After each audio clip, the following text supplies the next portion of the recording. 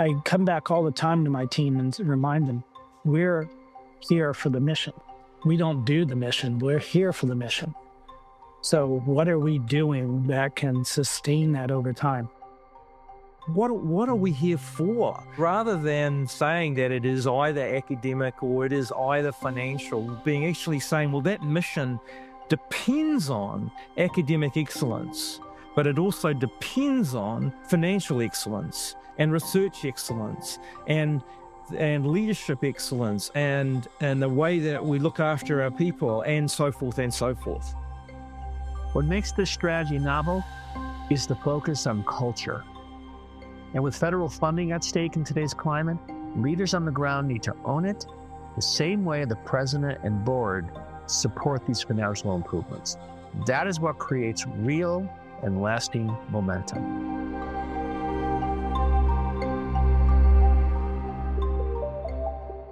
Imagine this. You're the CFO of a major university, one with tens of thousands of students, sprawling campuses, and a research budget that rivals Fortune 500 companies. You sit at the executive leadership table. You see the numbers, and you know deep down that breaking even isn't enough. That without a radical shift in thinking, the institution, your institution, will slowly erode under the weight of rising costs, declining enrollments, and a financial model that was built for another era.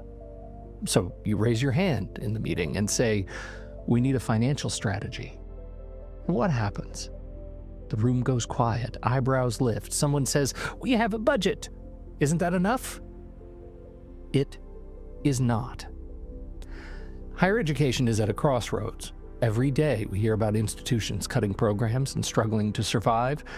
But what if financial sustainability wasn't about cutting? It was about strategy, about rethinking the role of finance, not as an afterthought to academic planning, but as the very foundation for an institution's future. That's exactly what Rutgers University has set out to do. They aren't just balancing the books.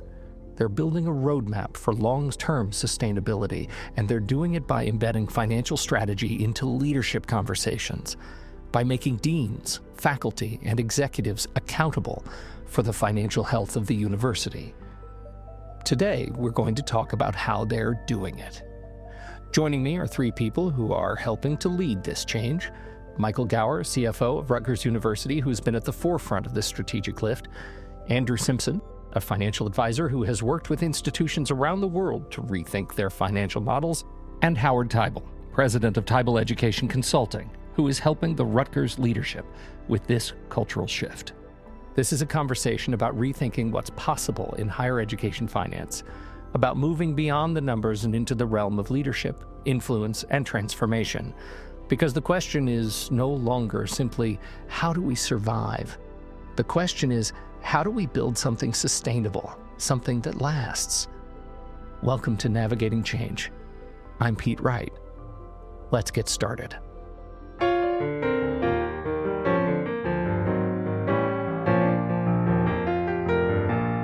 Michael, Andrew, Howard, thank you for convening this roundtable. It's a delight to talk to you all today. I want to start with setting of the stage, right? Why did this talk of financial strategy in higher ed become the cause célèbre for Rutgers? Mike, I think you're probably best equipped to start us off. I was coasting along in my time as CFO in 2019, thinking to myself, wow, things are really going well. Everything is clicking. Enrollments are up. Research is going on. Great things are happening. And then COVID hits, changes the whole dynamic, not only what we're doing, but how we do it. The financial model getting turned on its head at that point, and trying to figure our way out of that. We did so with the help of a lot of federal money, but I knew coming out of it, when that money was up, that we were going to be facing a very serious structural deficit. So we were absolutely spending more than we were taking in from an operation perspective. And we had to address that, had to deal with that, had to expect it. And that was hard to do given that when we were riding on the coattails of federal support, we were actually putting money away. We were saving in reserves. And that was a good thing because I knew this day would come. But we were and are sitting with a structural deficit that can't be sustained more than a few more years. The difference is that at least it's not an immediate threat. It's one that we could work on and get ourselves out of. I'm curious as you talk about this, and I think this is also a question for Howard and Andrew, that it seems like higher education institutions are historically known as being financially reactive rather than proactive. And as you work through this project and as you collectively sort of help the team at Rutgers build this strategic approach to finance, what are you seeing in making the shift between from reactive to proactive strategic financial leadership? Andrew, you go first. Okay. All right. I think that the big challenge in a university context is for us to be intentional about financial outcomes that we're trying to achieve. And to your point, we tend to be reactive. And that's because the mission, understandably, the mission is principally academic focused. So when we think about the leadership of our universities, the folks that are really responsible for running the organization, setting direction, they principally come from academic backgrounds, no question. But the challenge is that in order for the academic engine to be successful, what drives it? Ultimately, resources drive it. Name all the resources that drive it. But where does that come from? It comes from financial outturns of the organization, principally. So we can either say, there's two ways of looking at it, flip sides of the coin. Well, we want to embark on our academic journey. We're going to go off and the financial outcomes will follow. And we'll do annual budget exercises that will help us navigate our way through things. And maybe we'll even do a long-term financial plan along the way. But there's another approach which says, actually, from the very outset, we're going to say, what are the financial indicators that we need to hit, the targets that we need to hit in order to provide the resources that we need going forward? And that then becomes the navigation, they become the navigation points from which we then actually orientate our academic journey. Now, criticism can be, well, actually now the university is not really being academic led, it's being led by the chief financial officer. And I'd beg to differ. If there's an interdependency between these, it's not that one necessarily leads the other, but they go hand in hand. And I think that where universities have got themselves in great trouble is where the financial navigation points have not really been intentionally established up front. And as Mike said just before, you go through a period where things are going really well, and suddenly there's a whole lot of money in the bank, and look, aren't we doing fantastic? Great. But then suddenly things turn and then, oh, well, they're not so great. But when you think about that narrative, it's reactive. It's oh, well, look how well we've done, but not what are we trying to do? Howard, jump in here because I think this is a really salient point. The idea that turning the battleship is a hard thing to do culturally, to remind the engine of the institution, what Andrew is saying, that we have to have an interdependency, not a dependency. Fair? Yeah, Andrew, that was a great way of framing this, because I think there's a perception that the authority's been turned over to the administration, which becomes a complaint by the academic side of the house, when in fact it is a partnership which requires that the people who have the competency in a certain domain bring forward that competency. So if you are overseeing finance administration, you have the lens of what's happening across the institution. But we also need to learn as administrators how we are paying attention to the concerns of a dean who oversees their particular program. That's the kind of partnership you're looking to build. And that's the transition that's happening because the model's sound. But then it's a matter of how do you get other people to engage in the model? What really matters is that there's a compelling why. And the compelling why is different for many, but for an institution, a compelling why is a structural deficit. And to be able to put that out there in a way that says, this is what's really going on. Here are some brutal facts. And we can figure this out together. I think the point I made about interdependency, you then take that and say, well, then how does that play out in the organization? And Mike can speak to that. How does that play out in the organization? Because the moment you say interdependency, is this some sort of conceptual model that we put up on a whiteboard and say these two strategies should be interdependent? Well, sure. But ultimately, how do you enact it? You only enact it by the engagement and the relationships that you build across the institution instead of these walls between the administration and the academy. Actually, how about that we're in this together? We're in this together and we all have different roles to play. So I think that would be one thing I put, and so it's a conversation we might actually pick up later because it might, so how it really works into your world, which is culturally speaking, what does this actually mean?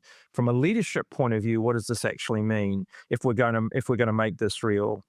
And the second point that came to me at the very end of what you said, the burning why, I would not so much beg to differ, but I put a slightly different slant on it. The burning why for me is why we're here. The mission that underpins this universities at large. The rationale for what are we here for? And so rather than saying that it is either academic or it is either financial, being actually saying, well, that mission depends on academic excellence, but it also depends on financial excellence and research excellence and leadership excellence and the way that we look after our people and so forth and so forth. Andrew, I want to pick up on that because I think that's really important. A way we've tried to talk about that has been saying that it's a tagline. It's not good enough for Rutgers to survive. Rutgers needs to thrive. It needs to be relevant. It needs to, 10 years from now, be in a sustainable position. That partners the importance of the mission with a time element to say, these are lasting institutions. How do we sustain them? How do we keep them vibrant? How do we keep them strong? How do we keep them performing that mission? I come back all the time to my team and remind them, we're here for the mission. We don't do the mission. We're here for the mission. So what are we doing that can sustain that over time? And I think that's more than just the tagline. It's saying to people, okay, we're thinking about long term, not just the short term. We're thinking about the key mission parts here, because that's what's important, not the bottom line.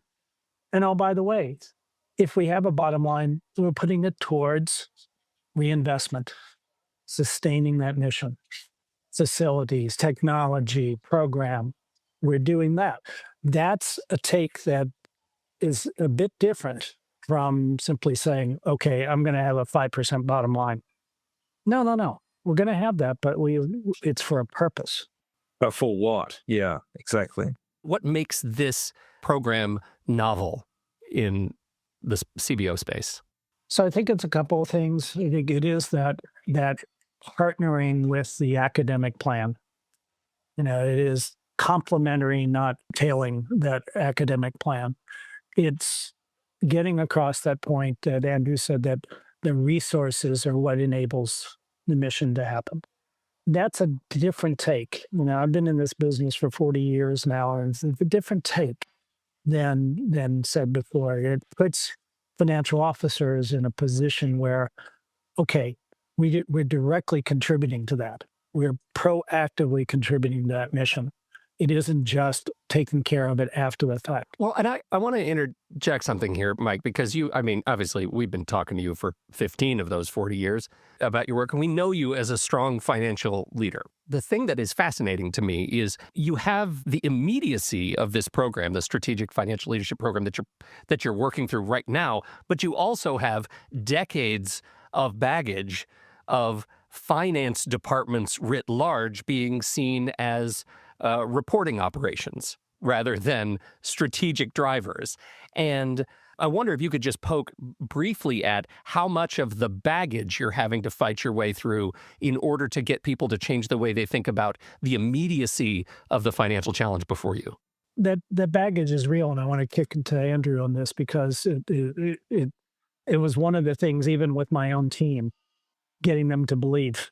Yeah, so we had this, we laugh about it now, but at the time it was really interesting. We ran an initial retreat focused on, sort of a whiteboard session with at the top of the page, financial sustainability, and then really begging the question to the group, well, actually, what are the drivers of that? How do we think about what's needed in order to drive that financial sustainability? Well, the answer is, well, we need revenue growth.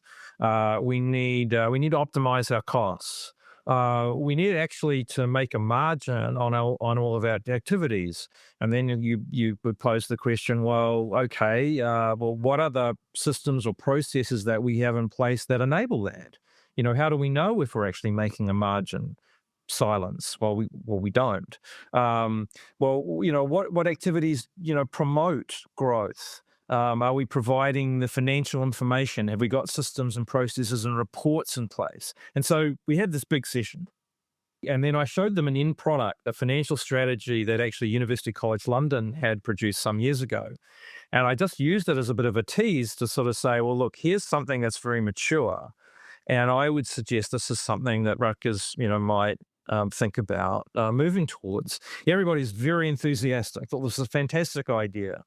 And then we go forward a few months, and then we come back and we have the next session.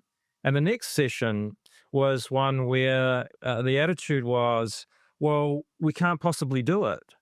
And because I posed the question, well, what can your teams do? What can, around the room, you're each got different responsibilities. How can you help deliver this?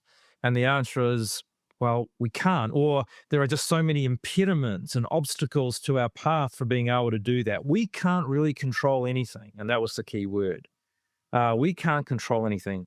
In fact, we can't really even influence anything. And so we had this big session where everything kind of felt in the room like everything sort of, on one hand, we'd been very up, and then suddenly we were really down. Collapsed. Absolutely it collapsed. Just collapsed. Exactly. But I then, and we could go around the loop here, because I think that's where Howard's work comes in, because I was handling it kind of from a strategy point of view. And at this point, the room's gone down, but then, we're also looking at it from a culture and leadership point of view. Well, is that it?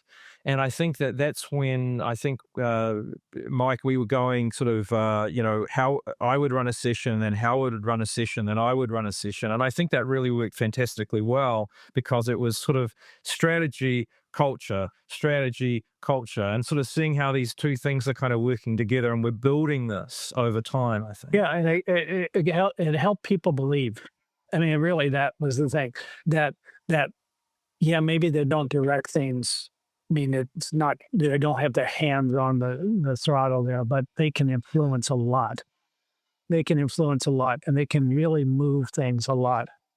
That is a fantastic toss, Mike, to Howard, because I've been thinking a lot as I've been preparing for this conversation about the sort of trifecta of concern, influence, and control, right? We have, listening to Andrew talk, we have departments that are fully aware of the challenges ahead, and they have great concern, but they imbue themselves with a lack of influence and definitely a lack of control over the things that they believe strongly are in the way. And that concern that does not lead to action can really bring down the vibe when people feel helpless. Howard how do you fix it? Well, this is interesting. It's the first time I've heard you say it that way, Andrew. And I actually think the breakdown that happened where people were candid, and it's not even a breakdown, where people were candid like, we can't do anything, we don't have influence, was an important moment. Because then you can start to have an authentic conversation about what authority are we granted, both as individuals in the role we play, but also in the roles we play as a group, that we need to exercise. And I think that's an area that we started to bring, was a recognition that not only do you have a voice, but there's an authority that in some cases, leaders in higher ed have abdicated because they can't see the end point. They can't see how they're going to influence others. And in a certain kind of, I wouldn't even say it's complacency. It's more like they've given up in a certain kind of expectation that they can influence this change. Now, here's what makes this approach novel. There's now a cohesive plan grounded in strategic and financial principles that leaders can understand and begin to identify their role in it. But that's not enough. This strategy was put in front of the president and board of governors who declared, move this forward. That's what creates momentum. Yeah, I think that was probably the biggest deal here. I mean, and our teams at our various retreats spent a lot of time talking about, okay, how do we bring this to the president? And of course, that was vitally important. And it wasn't like he had to be convinced. He had actually been listening to me for years and saying, we're going to have this issue. We're going to have this issue in public statements. But it's another thing to then do something or allow some things to happen.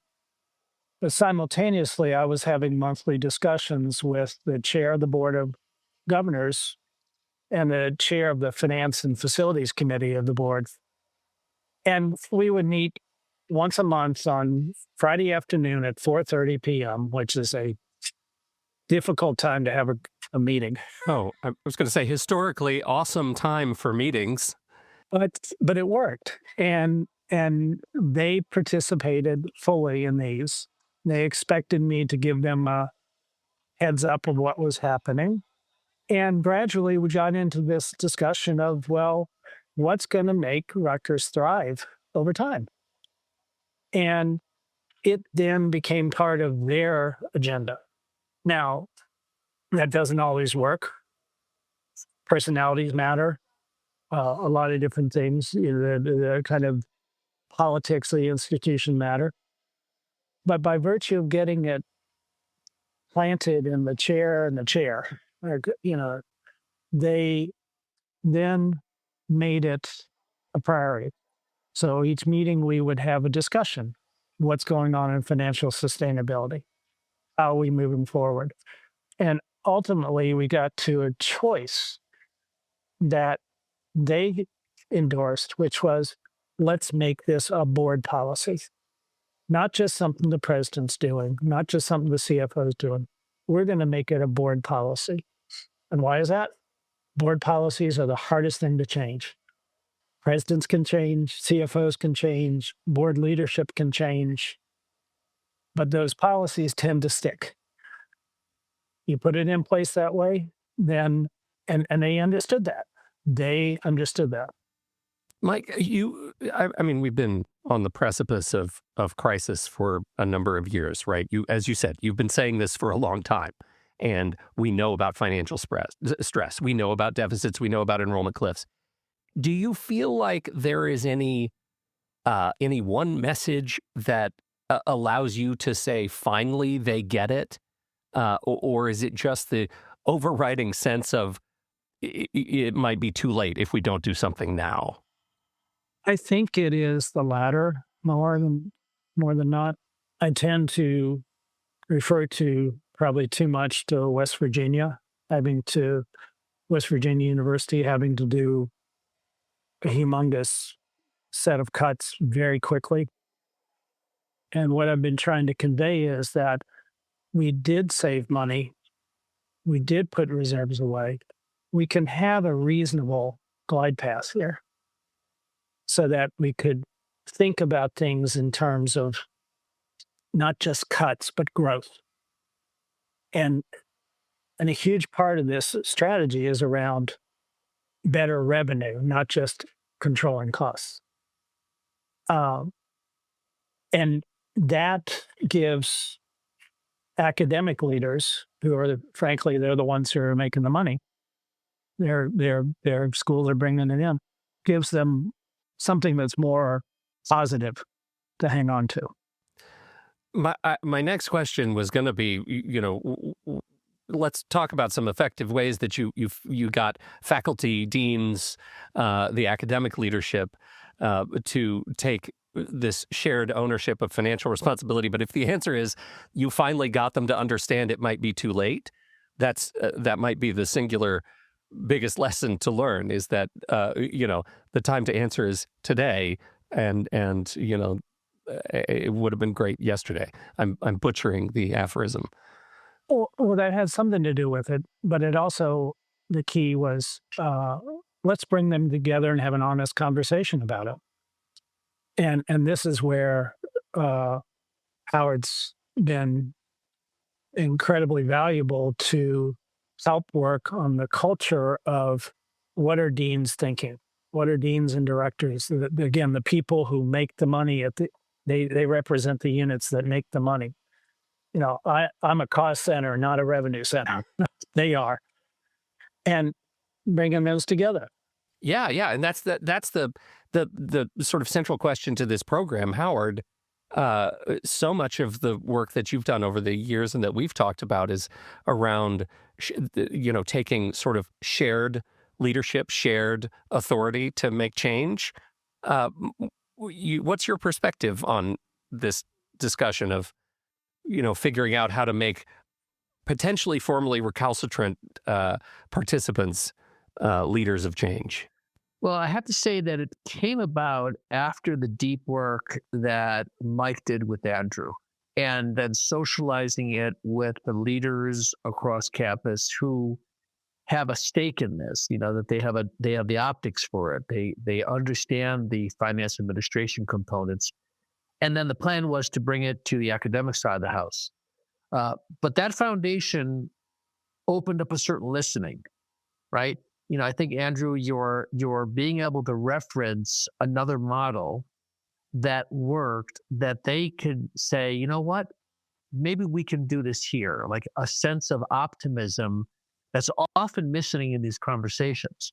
So really what greased the wheels here was that when I did come in to start the dialogues, there was a recognition that this was possible. And it started with the people who are on the CFO side of the house, the administration, across all four campuses.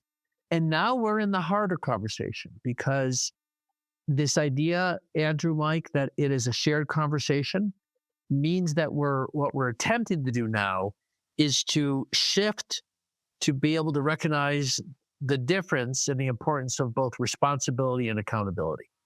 If you think about responsibility as being able to complete the task, accountability is about the results of the task.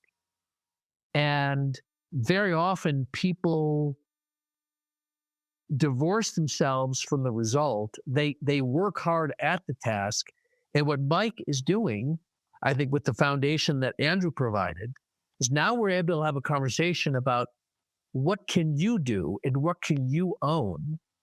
And we're talking about the leaders across the academic side of the house on all the campuses, and they're engaged in the conversation. So it's a conversation too about we.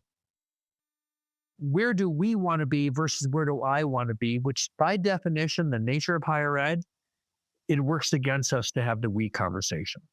So this is where I think we are now at a point we can have these authentic conversations together.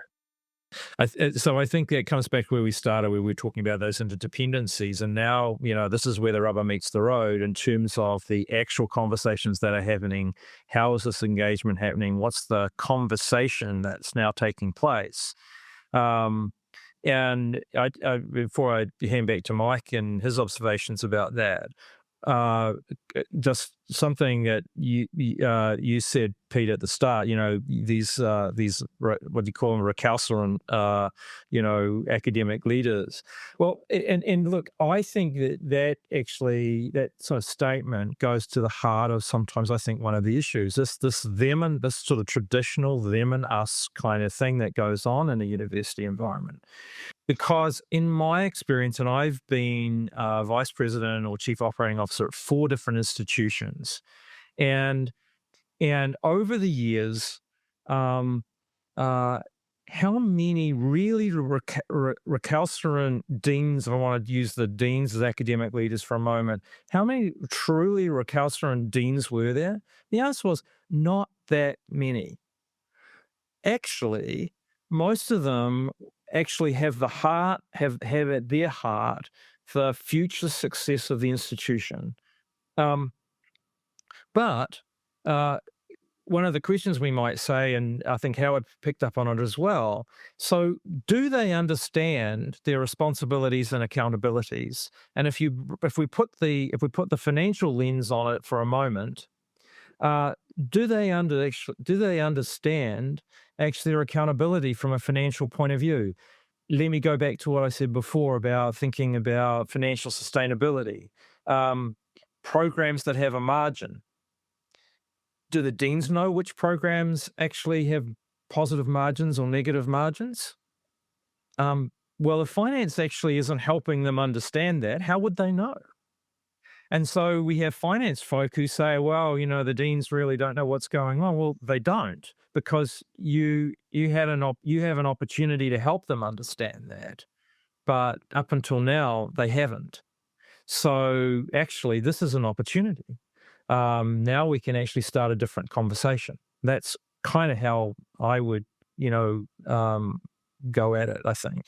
Let me just ask you something, Andrew, because this is, I think, a fascinating conversation in the context of making this sort of changing the way we view the financial operation from the academic department. I'm speaking to you as an educator and, from an institution that did not have a sound sort of roundtable conversation and is no longer in operation. I come from a university that is closed. Full stop. But I can tell you that the conversations stopped in the academic meetings when 2 things happen. One, academic leaders would come in and say, now, we've gotten word from the financial office that we're in dire straits. What can we do to fix it? Silence, absolute, right? How can we contribute? We don't know. Guess we better go to class. 2, discussions of margin were always met with, but then we're almost a for-profit institution. We don't want to be that kind of school. We're creating a school at which we do not want to teach. So this is what, I say recalcitrant participants in the meeting. I hope it is read with my tongue firmly in cheek. And yet, 10% of a joke is real, maybe more. So I'm curious how you respond to those issues. Yeah, it's a really good point. And just picking up on your last, the answer is at 10%, or what is it? I think it depends on institution to institution. I walked into, when I first became a chief financial officer, I walked into the institution I came to, and the finance department, they hadn't just built walls; they'd built a whole castle around themselves. And so with the whole armament and everything else, and they were sort of throwing stuff out, and stuff was being thrown back, and so if you'd asked them their view about academic leadership, they would have used exactly that word, right? I mean, as far as they were concerned, academic leadership were hopeless. They didn't know, they didn't understand anything, and they weren't complying with financial policies. I'm exaggerating a little, but actually you'd be surprised how close that's right? So, look, institution to institution, it can vary. And, this is always the danger of generalizations, I think, because, we could also pick another institution where things are much happier. But at the heart of it, there's a bit of a culture thing there that's a problem to get around.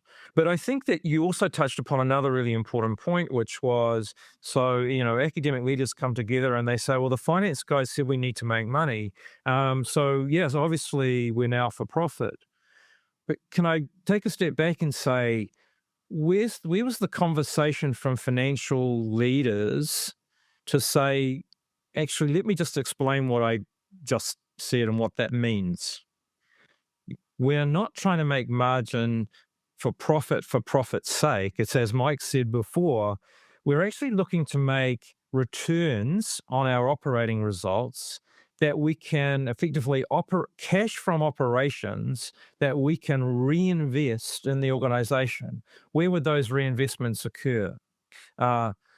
Deferred maintenance, improving our facilities, new facilities, technology, making sure that our classrooms, our lecture theatres, our halls are actually wired up for 21st century technology and are delivering that for who? For our students, for the student experience, for improved teaching, for improved learning.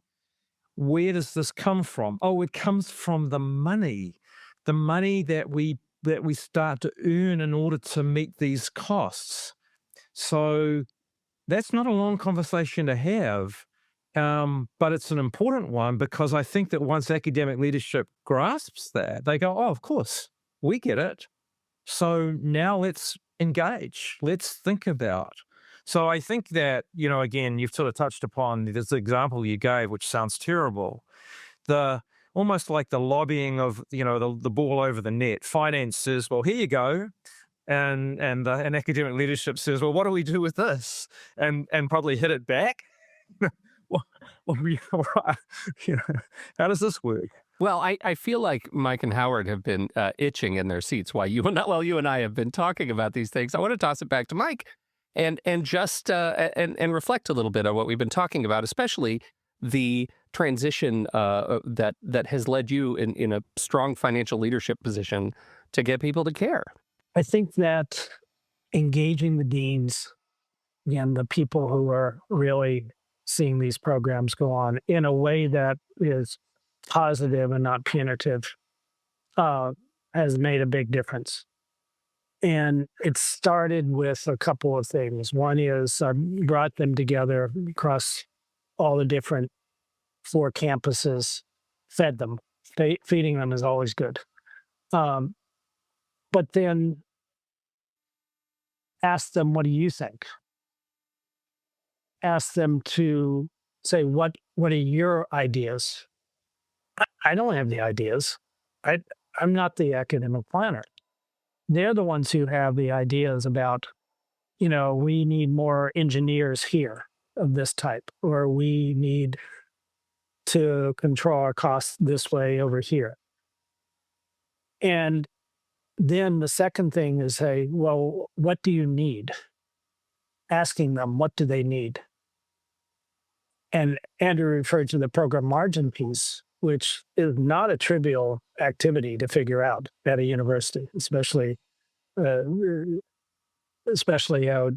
we're structured.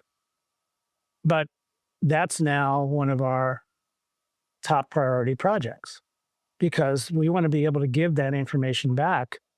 We want to be able to feed that back. Marketing information, different kinds of things that they come across and said, if I had this, I could do that. And can the university, the central part of the university, do that at scale, as opposed to each school trying to do it themselves?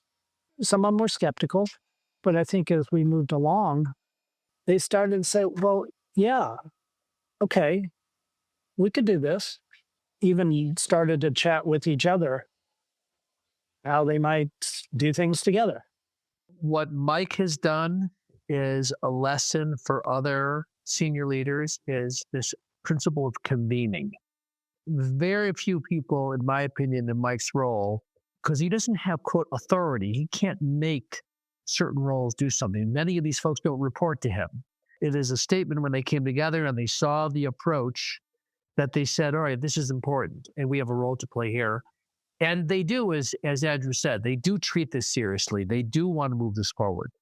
The other thing that I think that's important here that got spoken is what Andrew said, which is ultimately it's about reinvestment, right? It's about reinvestment in the institution. This is not about taking away. And that is the default reaction. What am I going to lose? But if you put that aside and you start focusing on how do we want to grow, we need this to reinvest in what you're doing. And when people see this, and I think at Rutgers, they're beginning to see this is really about moving us forward together. It's not about, and you see this a lot historically back in 2008, which was like, all right, let me tell you how we have to shrink. No, this is how we can sustain long term. I think that the bringing the folks together, the deans, as Mike said, and then we're going to be very shortly also bringing together the unit finance folks to say, how can you then support your deans, because you carry the understanding of what's behind these that they're not exposed to. You've got a responsibility to share that with them. I think we're at that precipice where we're beginning to get some momentum. It comes down to three things. I just want to say, I thought of three things from listening to Mike and Andrew. One, they provided a roadmap. The roadmap has created some competence. Two, they're learning from each other. This is not an isolated thing. They realize they're not alone in these concerns. And some are learning that, oh, you're going to help me in the roles that I play. And number three, that it's an ongoing conversation. And I remember saying in one of the sessions, Mike and Andrew, that maybe what you're doing is planting seeds to be able to turn this over to the next generation, because we're not necessarily going to see the fruition of all the success. Our job is to move this forward and then pass the baton. I think that's a beautiful statement, Howard. And I want to get to this sort of the last area. But first of all, I don't feel like I've heard you guys sound optimistic about a change in the way finance operations operate in a long time. That gives me great hope just to hear how you're talking about the change that you're bringing. I would like to hear from each of you. One, what makes you optimistic that this is going to be a success in an environment of great pessimism? And two, what do you think it takes to make the way you are thinking about sustainable strategic financial leadership reproducible for other institutions? And I absolutely want Mike to go last. So, Howard, why don't you start? Oh, you're making me go first here. What gives me optimism is that there are leaders like Mike Gower who are willing to recognize and risk difficult conversations. I have optimism recognizing that this is what other people will look at and say, I need to be willing at my own institution to look and see how I'm going to convene people to have some of these tough conversations, but have some grounding. And the grounding lives in the work that Andrew and Mike did with their teams to have something that's tangible, that is understandable in the complexity in higher education, but that they can move forward. And I believe it's working. And it's going to take continued focus and resolve from everybody. No, wait, you gotta hit the reproducible part, because I think in particular, if I'm sitting here listening to this, I can hear a great story about how Rutgers has changed the way they think. And we know Rutgers is an institution unique in and of itself. What do you think culturally is required for a shift like this to happen elsewhere? What makes this reproducible? Well, what makes it reproducible? I said it earlier. Leaders willing to put their ass on the line, which Mike Gower does. Number two, the capacity to be able to tell a story that's very complex in an easily digestible way, which is what this financial model that Mike and Andrew have been working at. And I think, Mike, you've been looking for many years in your career.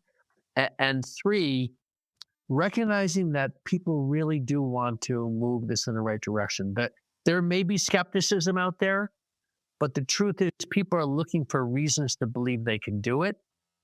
And when you put something in front of them that's doable, they'll lean in. And that's what's happening. I think that's reproducible. Outstanding. Andrew.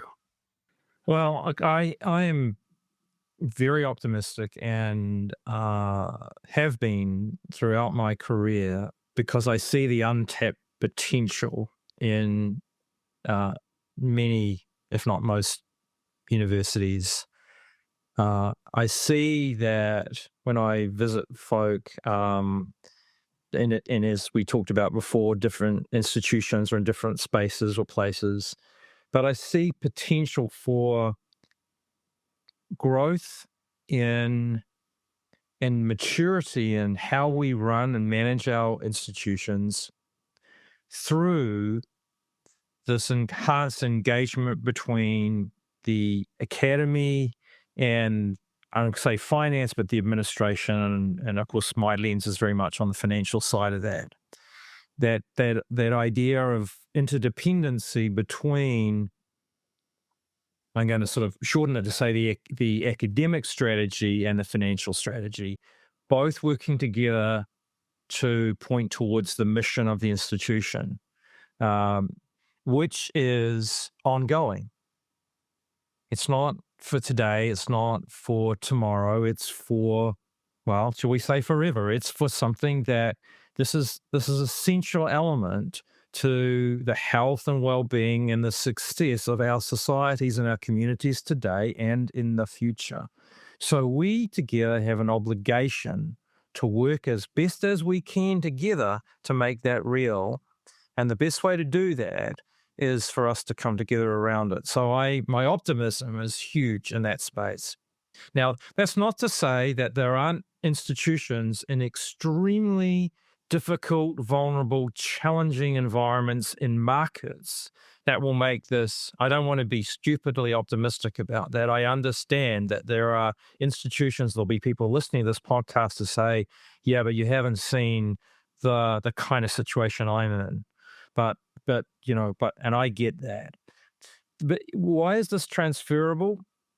Well, for the reasons I said, because I think that if academic leaders, if financial leaders, if administrative leaders choose to come together, then these things are possible. But I've also seen institutions where there is an unwillingness to do that for various reasons. And I witness, actually, as much as anything culturally, an unhappy institution, an institution that, frankly, at a financial level is not successful, but even more so from a morale point of view, are not moving forward. And I think that at times like these, where we have great stress, then this really comes together in either a fruitful way. How do we choose this opportunity to move forward through this obstacle and move forward, or it gets the better of us? So I think that we have a moment in time. It's not the only moment in time. You talked about 2008 before. We've been here before. We'll be here again. Our universities will move forward through time, and we'll take on these challenges, and then we'll come through them hopefully and move on. So a number of thoughts. One is that most leaders, not all, but most leaders at institution do believe in the missions. And it's very easy to say, oh, well, of course I do. But the importance of the mission to, literally the next generation, literally the state, society at large. It's why I'm in higher education to begin with. I got the bug back when you could, as I say, you could walk out in the quad and see the product, and that product is walking around, or you can go into the lab and so on. And that's important. And we can't let that be crippled. I love the idea here, after all these years of working with leaders with strategic plans, that there's a companion. This financial side is how do we do it? It's an enabler. And it is the one thing that could, if kept in balance with the work of the mission, sustain the institution over time. it is the thing that can, as I say, make Rutgers or another institution thrive and not just merely survive. And it's been important on the reproducible piece, it's been important to have a thought partner to work through this, and somebody, and then Nuts and Howard, and then somebody like, and Andrew, and then somebody like Howard who really can get my head around the culture piece and how does it all work together. To see the magic that's happened between the combination of these two guys is pretty wonderful. But it gets back to both sides. You need to have that culture, and you need to have that strategy. You need to have that reason for doing this out there. I think that Rutgers is an amazing place. It does tremendous amount of things. It should be sustained over time. It should thrive. It should continue to contribute to society. And so what are we going to do to make sure that happens? Pete, if I could just add, this great quote I heard years ago. I don't even know who authored it originally. Howard and Mike have heard me say it before, but I think it's so apt, which is that strategy without culture is powerless, but culture without strategy is aimless. And I think that speaks to this interdependency, and why I think the three of us have worked so well together over the last couple of years to bring this to pass. It's not one side, but it's really all. Yeah. That's a fantastic way to bring it home, gents. Thank you so much. If anything comes out of this conversation, I hope that you are hearing, dear listener, that this combination is a powerful one. We're still in early stages of this sort of transformation. This is a work in progress. I hope we're able to continue this conversation among us down the road and see how things are going. In the meantime, I am going to put some links in the show notes. I am not 100% sure yet what those links will be, but I know that they will be fantastic resources that will help you wrap your head around what Rutgers is doing and enabling for themselves. So on behalf of Andrew, Howard, and Mike, and all of Rutgers University and their students and faculty and deans and the whole future of everything, I'm Pete Wright, and we'll catch you next time right here on Navigating Change, the podcast from Teibel Education.